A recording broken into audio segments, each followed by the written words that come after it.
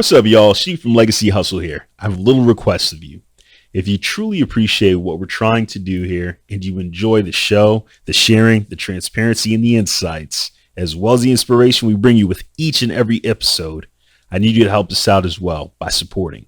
Go ahead and subscribe, like, comment, follow, and review as we work to get the word out to more people about the show.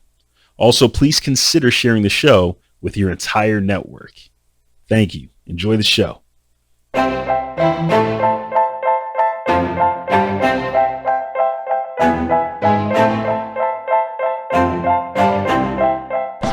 What's up, y'all? This is Legacy Hustle, a show that will highlight and amplify the stories of Black entrepreneurs and their products or services that are impacting preceding generations, future generations, or cross-generationally. We use the word legacy not only to describe the solutions created, but to also acknowledge our guests' impact on their own family or personal circles through wealth generation and creation. The show will explore what their business is, how they got it off the ground, and the trials and tribulations experienced on their legacy hustle journey, in an effort to inspire and educate you, our listeners, who are referred to as our legacy hustlers. I'm Sheed, I'm your host, and today we'll be talking to Rayna Clifton, founder, owner, and dog mom. We literally and figuratively have a treat for you in this episode as we learn about Tarts and Tails. It's a pet boutique bakery. Rayna is originally from Baton Rouge, Louisiana, but currently resides in the Dallas metro area. She's the eldest of two and recently became a first-time auntie, which she's very proud of. In undergrad, Rayna actually began as a pre-med major and realized that blood and cadavers actually made her nauseous, which is why she pivoted to the world of business, and we actually met working in HR together. She's traveled to over 34 countries in an effort to explore other cultures and build incredible experiences into her life. She's a recent pescatarian convert after being a vegetarian for 10 years, and she's always ready to tune in or talk about British television programming. Rayna lives by the daily mantra: it is personal and it is business. If you're not already picking up on her vibes as an incredible and witty and fun human based on this intro alone, you definitely will during the course of the episode. I hope you enjoy the episode as much as I enjoyed making it. And without further ado, let's get right to it. Rayna, thank you so much for joining us today on Legacy Hustle. Very excited to have you here with us. Can you start off by helping the Legacy Hustlers understand what Tarts and Tails is all about? Yeah, thanks for having me and congratulations to you. Many successes along the way. So thank you Thank you. for having me. Tarts and Tails. It is a boutique dog bakery, meaning that we provide customizable treats to pet parents, if you will. And so we have about 4 flagship offerings right now, from super simple for dogs that might have, digestive issues, and then we get a little snotty, right, with some really fancy dog treats. But really, it's meant to be a place where pet parents can go purchase treats online and know that the products are healthy. Most of them are organic. It's not like the big box stores where you read the back of the label and you're like, what in the world is this? I can't even pronounce it. All of our treats you can pronounce. You can buy at a farmer's market or even your local grocery store. So it's my baby, man. It's my what I hope to be my legacy, if you will. I love it. Let's dive deeper into that, right? So what was it that was the impetus for you saying, this is something that I want to create for all the fur babies all across the planet, if you will? Oh, I like that. That is quite a goal. Wow. No, so I am that crazy animal lover. My dad grew up on a farm, and he had animals and that I consider pets. And so growing up, my sister and I, we always had animals. My dad would bring home a puppy that he found on the side of the road. He would take us to a pet store and we would come home with rabbits that ended up mating. And so then we would have like 30 rabbits. So like I've always been surrounded by animals. Right. So I had a dog that I had almost most of my adult life, if you will. And when she was 14, which I know you don't have dogs, Rashid, but 14 is really old for a dog. Okay. But when she was 14, her health began to fail. Heart disease. She was blind. Her teeth were falling out. She had kidney disease. Mm, And so it was really, really hard. I ended up getting another dog to sort of just help with what I knew would be the inevitable with my older dog. And Yeah. what I found myself doing was I was giving my new dog, my puppy, treats. I would go to PetSmart or Petco, and I was, it's a puppy. They like treats. They're like little kids. Right. But I couldn't give my older dog treats because literally all of the ingredients were bad for her. It's like giving a kid McDonald's, right? Giving a Right. toddler Right. McDonald's. And so I just sort of committed to making food and making dog treats for my older dog and then for my puppy, and they really liked it. And what I noticed was like their fur coats were better, their energy was better. Arguably, my 14-year-old dog lived to be almost 19. Oh, And so wow. it's my thought that perhaps some of what I was doing in terms of making her own food and just really being thoughtful but intentional about the ingredients. Hopefully that helped Helped with a bit of extend. longevity, yeah, and quality Yeah. of life. So it became kind of like my mission, and I started sharing treats with my friends, and honestly, just giving them to people at the dog park. Like I was that weird person at the dog parks peddling these random treats. And people just sort of they liked it, right? And they were like, "You should actually do something more. Like you could monetize this."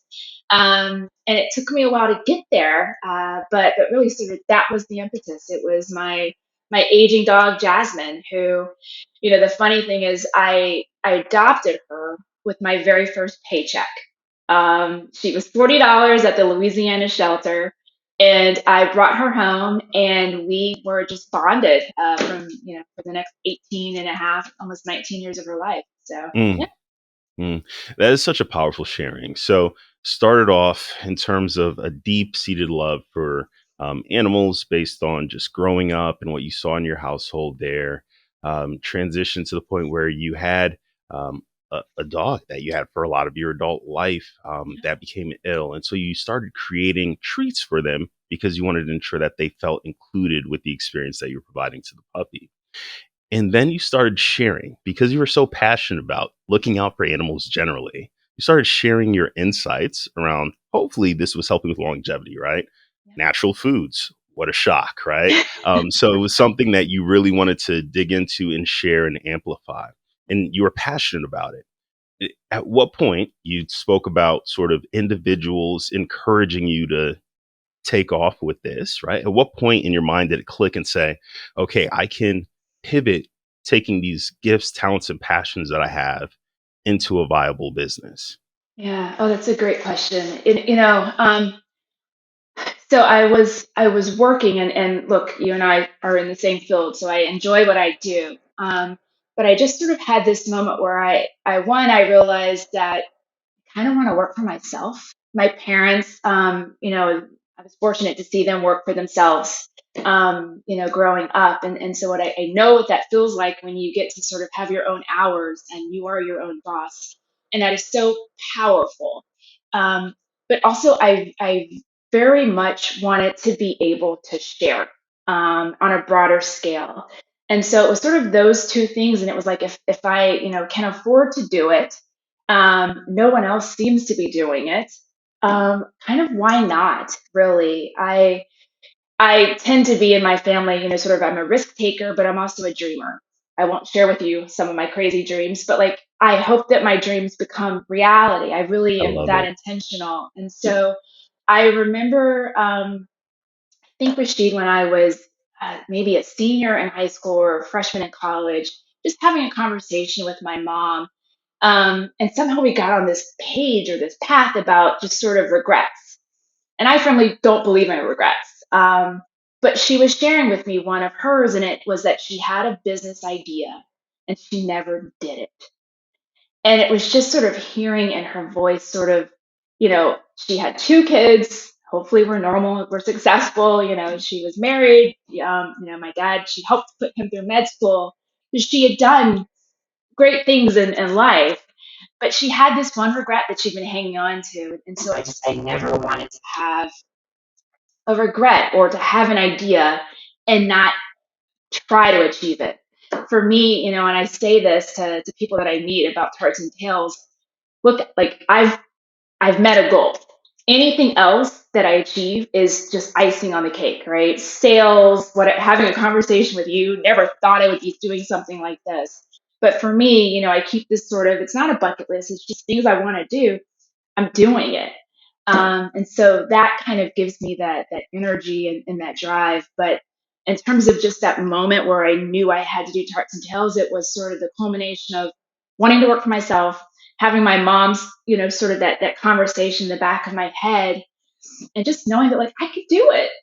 Like I could do it. And yeah, it gives me goosebumps even just talking about it. So yeah. And it gave me goosebumps to see you just diving in and making it happen. So really excited you're on this journey and you were willing to talk to all of us today. As you reflect on that moment where you started setting everything up, where did you get the money to really initiate and set your business up? Yeah. The dirty secret about dog treats, they're not that expensive to make. Where your money goes is in the marketing and the advertisements, because my consumer, even though the end consumer is something with four legs, my real client, right, my customer, it's, humans, it's the pet parents. And Right. so for me, a lot of the money most of the money came from my savings. So, I would get a bonus or some sort of recognition at work, and I would just pocket it, just put it in my savings. And so I really, I used my own personal income. It's not to say that, I did have some family members sort of say, hey, like if you need help, um, stubborn that way. And I just kind of, for me, it was sort of like, I'm going to do it on my own, sink or swim. And so I used my own capital and I still To make it am. happen. Yeah, to make it happen. Love it. Love hearing it. One of the things that you commented on was being able to market and start sharing broadly, right? So, one of the things that I'm curious about as you're sharing your story, and in full transparency, Legacy Hustlers, as you're listening to this, Rayna got things really up and off the ground, I would say about November-ish, right, Rayna? Yeah, November Yes. 1st. Right. Love it. And she's already been doing extremely well and the outreach and pouring of love is you've heard her share, people love her products, right? So it's doing well. Um, how did you begin to identify the places where you were going to start sales? Because you're not everywhere Yeah. yet, Yeah. right? How did you start identifying those locations? Yeah. And the reality is before I even launched Tarts and Tails, I created a business plan. And it's like 40 pages of just like market analyses, right? And then I actually met with a company that helps sort of, clean it up. And so together with this local company, we sort of identified, one, does it even make sense to do it here and in the Dallas area? Does it make sense to do it in Texas? Starting from there, but also sort of being able to understand like what sets me apart from others, right? So I started with the business plan, quite frankly, and then from there, um, you know, the arduous task of really understanding what does it take to sell dog treats online. And you would think that you bake up some treats, you could do it in your house, you package them up and put them through FedEx or UPS. Don't do that. Like any of your legacy hustler fans and listeners, please don't do that, because the FDA is listening and they will fine you thousands of dollars a day. So Oh, you know, wow. That's yeah, the it's penalty, $1,000 that a day. is that is the penalty. And so a lot of time and research, quite honestly, was spent and understanding the process to even to get legal in that state that I live in, Texas. I have to go through every 5 years food management, how to handle food, how to wash dishes in a kitchen that I rent out. So I have a license, if you will, for that. Have a license from the state of Texas because they've had to analyze all of my foods, the ingredients, because you want to make sure that what I'm, putting out there is safe and not harmful for Right. the pets. And then just the packaging and the regulations around what can go on the front of your package, what can go on the back of your package. So there's so much And I have so much more respect for folks that are successful in this industry because humbly, I had no idea. And so right now we're legal and certified in 5 states, which is amazing to me given the success that we've had so quickly. Many I'm thanks not to my surprised, but Microsoft go friends. ahead. Thank you. But it's been so amazing, and so we're hoping our next states are New York and Georgia, because those are important states. But right now we're legal in Texas and Louisiana, Colorado, Washington, and California. And so we're doing quite well, but it took some time, Rashid, to sort of figure out where we wanted to go, what states we wanted to break into. California by far is the hardest state, right? Because there are so many companies, not like mine because they don't customize, but there are so many dog bakery companies. And so we're sort of slowly kind of breaking through in California, which is quite exciting. One of the things that I want to click into a little bit, Raina, you started touching on business plans, right? And so I will venture to say, in all of the episodes that we've launched thus far, no one has really spoken about a business plan yet.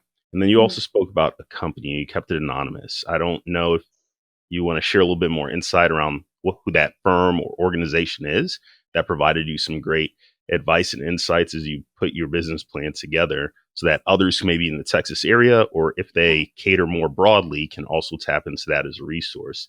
But I'll give you the floor. Just talk a little bit about why the business plan was important for you to put together. What is the business plan itself at a very high level? And then if you want to touch on that firm at all, please go Yeah. for it. Yeah, I'll start with them because they have a cool name. If you're a Transformers fan, they're called Optimum Prime. Not Optimus, I get it, but I think it's a cool name. And so, yeah, they. What I loved about them, and I think for all entrepreneurs, 101 is making sure that you work with people who really get your brand and get sort of your end goal. So they weren't the first business management group that I went with. But it was, I think it was like my third actually after interviewing folks, because I really needed to make sure that they understood um, what differentiated me. That I was doing it with my own money, so I don't have Oprah money to sort of throw out there, and kind of just my core passion, right, of producing treats that were healthy and fun.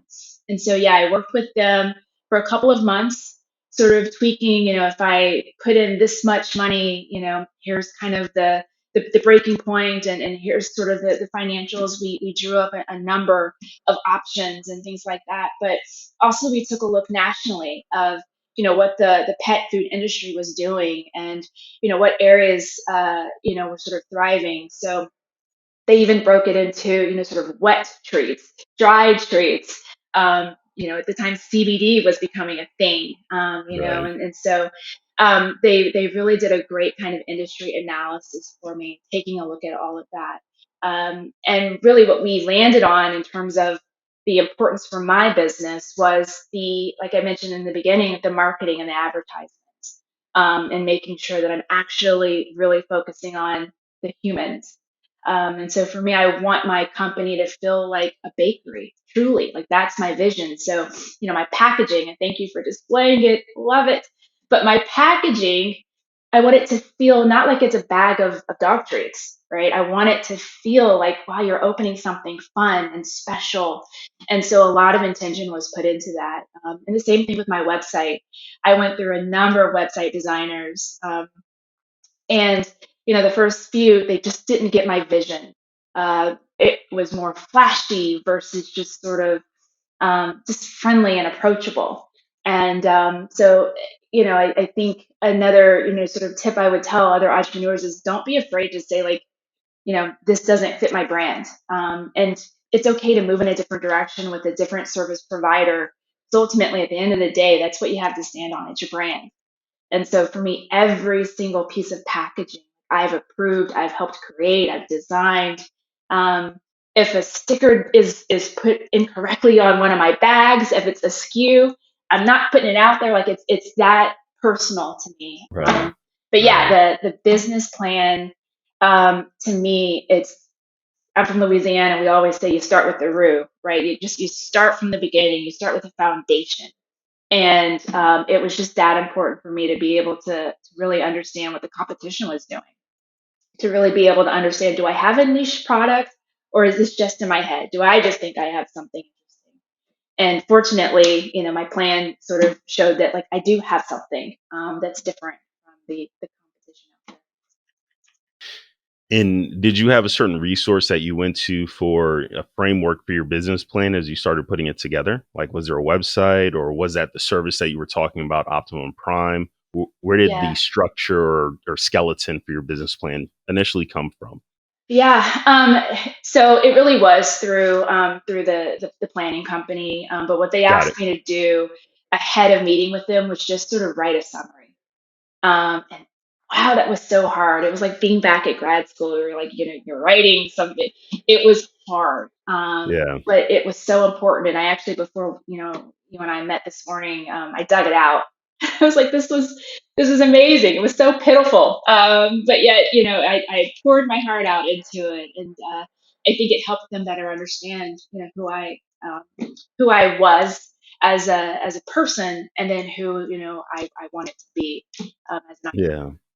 I love it. Thank you so much for sharing that to our legacy hustlers out there, right? So, what you're hearing from Rayna, bootstrapped, really poured into setting up a strong foundation. So took money and was able to work with a firm that helped walk her through the business plan elements, right? And so you too can shop around and see if you can find a firm like Optimum Prime. But there's also frameworks that are available in a variety of different places online. If you were to go to Google and just type in business plan templates, right? So do what's best served for where you're at, right? You may not have all of the funds to be able to go and hire a firm to go through the same process that Rayna did, but that shouldn't prevent or stop you from being able to create a great business plan based on what you're passionate about, your vision for where you're trying to go, and what you're trying to stand up. So you can truly begin to evaluate, hey, do I have a good thing on my hands? If not, how do I tweak it and get it to a place where it truly is viable and something that people would pour into, right? Rayna, thank you so much for sharing some of that. The next thing I want to talk to you about is just identifying and finding out what's the biggest challenge that you've had to overcome during this process to stand up and begin driving Tarts and Tails. Yeah. Oh, great question. Honestly, the biggest hurdle was myself. It wasn't anyone else. It wasn't a thing. It was, um, I got certified and knew that I wanted to do this, and so I got everything I needed to get Tarts and Tails up and running. And then life throws curveballs, right? A divorce along the way, health issues, and then I just you can make up 1,000 reasons. I have a headache, or I had a late night, Rashid. So it's like those sorts Life. of things, life. And it was so easy for me to say, well, I'm not going to do it, or I can't do it, and so life got in my way for a couple of years, to be honest. And um, I think the pandemic for me, it highlighted just where I was with my ex and our relationship, and so that was helpful. And while we were going through that process of separating, legally I couldn't do anything with Tarts and Tails. Um, but what I was able to do was sort of fine tune things. And so while I couldn't go out and sell, I could fine tune my packaging, I could fine tune my recipes, my vision. Um, and so that was sort of my aha, and it all just crystallized and happened. But truly, my biggest obstacle throughout this process, it wasn't financial, or anything like that, or supplies. It was just me kind of getting in my way. And I shared this with you offline, but sort of you asking questions about Tarts and Tails, a year or so ago, sort of helped push me. Just sort of like, what am I waiting for? Like, what is the hesitation? I believe in the vision. I can do it. And there was this quote. I think his name is Karthik Sean, and it was sort of, vision without action is a daydream. And Hmm. it's just, I was just daydreaming. I had this vision, but I wasn't doing anything with it. And so I was just daydreaming and it stuck in me. So yeah, I was my worst enemy, as they say. You were getting in the way of your own dreams. Totally. Yeah. Totally, man. Yeah. I really appreciate your transparency and sharing those personal parts of what was going on in your life and how that was showing up is sort of a challenge to overcome. Um, what were some of the things that you started actually doing, right? That helped kind of set you on a path where you're like, all right, I'm going to prioritize this as you were experiencing those things. Yeah. Some of them are one thing, it's silly, but I do it even to this day. And I'm super type A. So if you were to see like I'm just type A, and I love to color code my calendar, and I have two different calendars. But um, I have it set every day on my calendar, my work calendar, to say, "Are you proud of yourself?" Just, are you proud of yourself? And so every day when I wake up, I light my incense and I look at my calendar. And as corny as it is, and some of my closest friends know that I do this, I literally ask myself, okay, are you proud of yourself? I don't And think that's so corny at all. It's all thank about you. positive affirmations It and is. confirming who you are and where you're at with yourself and being Yeah. happy with that. There's Thank nothing wrong with that. Go ahead. No, and so I start my kind of day, asking myself that question. But honestly, it was just I hit the moment where because I had that space where I couldn't do anything because of the divorce situation. I fired my website designer, hired another one who, again, to the point of making sure people understand your vision, she, in one conversation, completely got my vision in terms of just who I am, why it was so important of me to launch it. She appreciated the sort of the personal transition that I was going through, and so she gave me, grace if I was delayed on responding to an email and things like that. But it became a partnership. And I'm so grateful. Her name is Deb Waters, and she's just amazing. But just being intentional, again, going back to that quote about daydreaming, just stopping it. And so thinking about how are you going to get proud of yourself? You can't probably see it, but I have a little sticker that says legacy. And it was before I knew you, so I'm not, like stealing that, but it's just sort of, what do I want my legacy to be? And this, hopefully is just one small bit of it, but it is important for sure. So yeah, Truly. I used my downtime, if you will, to just focus on how do I make Tarts and Tails when I'm ready to launch, just fire. And so that's what I Got it. did. Yeah. Thank you. As you think about the vision for where your company is going to continue growing and going, what's next for Tarts and Tails? You already shared a little bit about the different markets that you think you'll go into. What else do you have in store for the firm that you'd like to share with our legacy hustlers? Yeah, I love it. Well, one, we're going to be introducing just short term some new products, which I'm super excited about. So stay tuned and follow us on Twitter, Facebook, social media. Um, but I would love, once the pandemic clears, for brick and mortar. That to me would sort of be my nirvana, to be able to actually have a setup. And in my head, my vision is that it's sort of half bakery and then half kind of like indoor dog park. So like you could come, you could bring your dogs because you'll have a dog by then, Rashid, and you could bring your dog, and then it's all about sort of going up and ordering some biscuits or ordering some treats real time. And so to me that would be just a really cool gnarly experience. At some point I hope to get big enough to where I need to hire significant staff, because Rayna waking up at 4 in the morning to go bake tasty dog biscuits, how sustainable is that long term, right? And I Yeah. love doing it, because I love Tarts and Tails and I'm invested in it. But I have to get comfortable at some point with sharing my recipes. My attorneys have told me this, I know, but like I have to get to that point, right? To grow Yeah. at scale. So, pacing ourselves, being realistic there, getting some more states across the country, but keeping the eye out for a brick and mortar for sure would be great. Someone asked me the other day, like what I want to sell my business to, like a PetSmart or a Petco or something, a box store. I don't know yet, because right now I think we're on different sides of the spectrum in terms of what we offer. Right. Um, so, look, if they came knocking, certainly I would entertain a conversation one day. But for now, I think, staying true to my core of healthy, fresh, no preservatives, no GMOs, and no anything kind of ingredients, and making them for pet parents is who we are. Such powerful statements there that you're hearing from Rayna. So as she's sharing where this is going to go and grow, one of the things that you're hearing from her is how much time she's investing into her business on top of her day job, right? Remember, she already shared with us she also has a day job.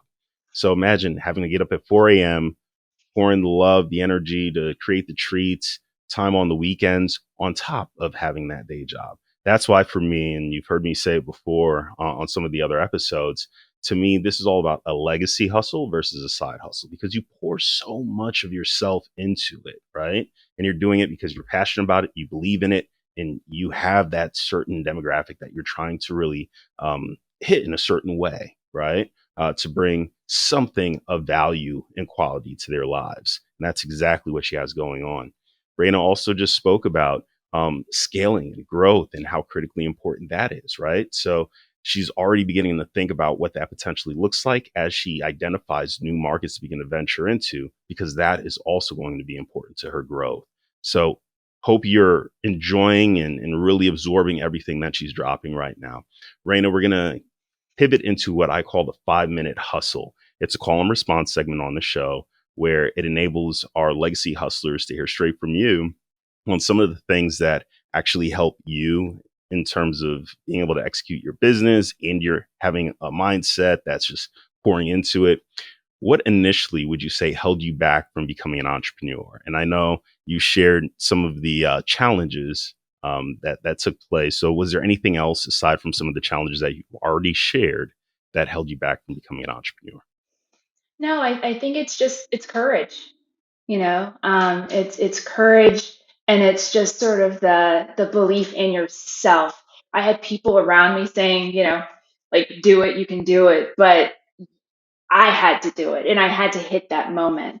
So I think it takes courage to know that, like, you could succeed or you could fail, tragically. But that's kind of the excitement I think that all entrepreneurs go Thank you for sharing that.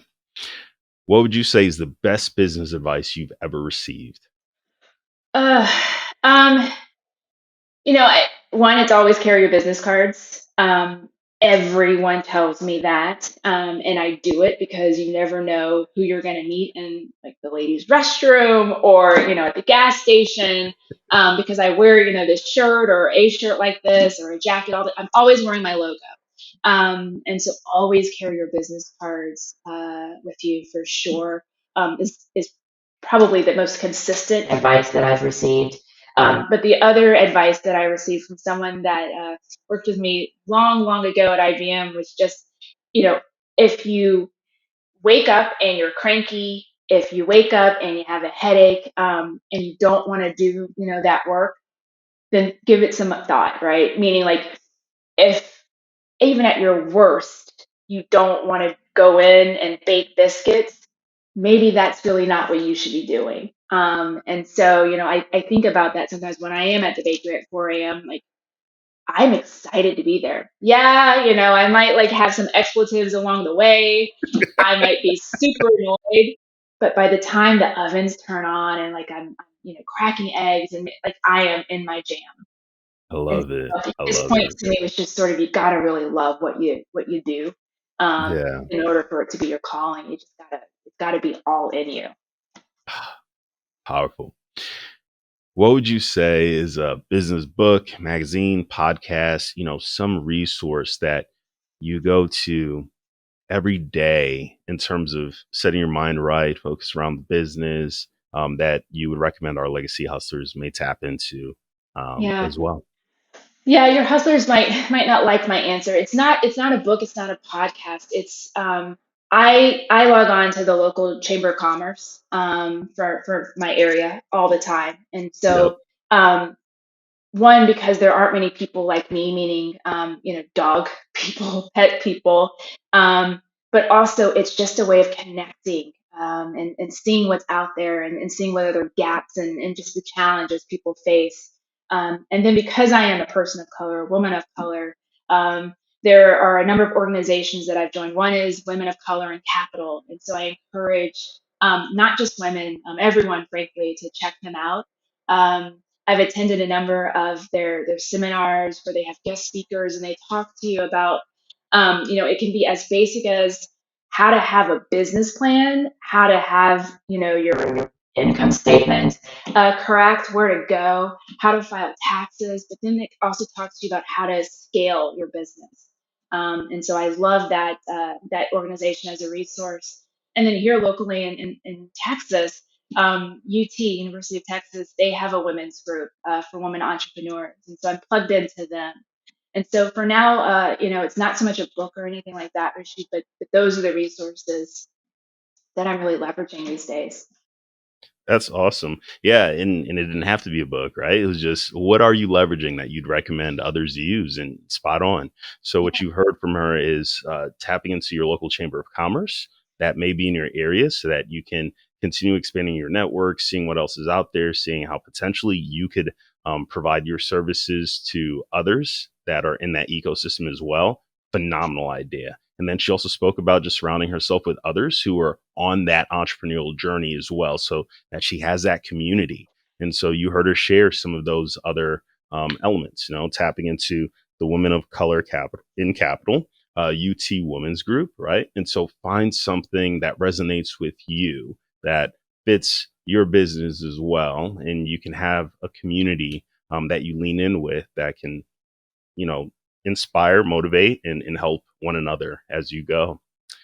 What would you say is your favorite online tool, app, or internet resource that you use for Tarts and Tails that you didn't even know about before, but now it's like, wow, I can't even imagine running my business without this? This is your hardest question for me, because there's so many. I did not like social media at all prior to Tarts and Tails, and it is a necessity for sure. I've really enjoyed this app called Fiverr. I think it's Fiverr. It might be Fever. So forgive me. I know I'm showing that I'm not as cool, but for me, that app has been so helpful. One, and like finding people who can help me do social media, because that is literally a day job. Well, not even, it's a day, it's a night, it's a job. And so finding people affordably who can help me with social media and marketing. um, One of the connects there helped create a commercial for me. So Tarts and Tails actually has a commercial of all things. So really helping in areas where I'm not as savvy, or it's just not my skill set. And I do think that's important for all entrepreneurs to understand. Like, know your strengths, and then know where like you need help. And I knew immediately that for me to be successful, I was going to need some help. And so that's where I'm spending a lot of, sort of my time, is working with those folks on Fiverr Fever to help me with my social I'm media. pretty sure it's Fiverr. I love how you said both though. Fiverr Fever. Just in Um, case, just in case. Yeah. Yeah. And what I'll make certain that I do for our audience, all of the different resources, websites, quotes by amazing people that Rayna has been sharing, as always, I promise you, I'll be putting it in the show notes.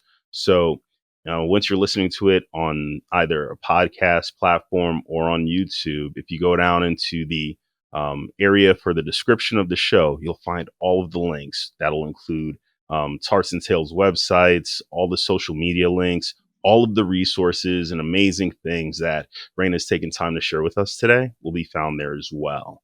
So no worries in case you missed anything or feel like we didn't explain it in its fullest. It'll be right there for you to click on. Rayna, I really, really appreciate you for coming on the show and being able to talk about Tarts and Tails, how you stood it up, where things are at currently, how you plan to continue going and growing. I want to give you a chance now to just leave some wisdom and thoughts with the Legacy Hustler audience. So I'll turn it over to you. Thank you. And I just continue to be so proud of you for what you're doing. I think we've covered it all. What I would leave in closing is, and it goes back to the legacy, right? I don't want to just be a dog bakery business. And so what I do and what I'm going to be doing in 20 minutes after you and I wrap is going to an animal shelter and giving some of our treats to the dogs that are there. And so for me, that's a bit of Tarts and Tails legacy, being able to give back, albeit to the four-legged furry community. And so I love it. Once a month, we reach out to a local animal shelter and just sort of say, hey, can we pop by? And we haven't been turned down yet. And it's just, I don't do it to put it on Facebook or Twitter, even though some of the places, certainly do that for us. But we just do it because it's the right thing to do. And so I'm super excited to be able to give later on today to some animals that just they don't have homes. And so, that warms my heart. And to me, that sort of helps with a bit of the legacy, that we're not just sort of monetizing and selling, biscuits online, but we're also doing a small part, hopefully, but giving back to the community in our own way. Powerful to hear. And it ties right back to all the things that you spoke about in terms of your passion, what drives and motivates you, and why you started this in the first place. So thank you for doing what you do. Thank you for being on Legacy Hustle today. Really appreciated having you with us. Thanks so much. What's up, Legacy Hustlers? I hope your cup is overflowing with inspiration, motivation, and knowledge after listening to our guests today. And if it was, don't forget to subscribe, like, follow, comment, and share with your friends so we can continue to grow the base of listeners. Shout outs to Chris from Sideline Records for always producing an amazing episode. Jonathan Leonard, we see you. Thank you for the intro music. And to our listeners, until the next time we connect, please don't get in your own way in the pursuit of your dreams.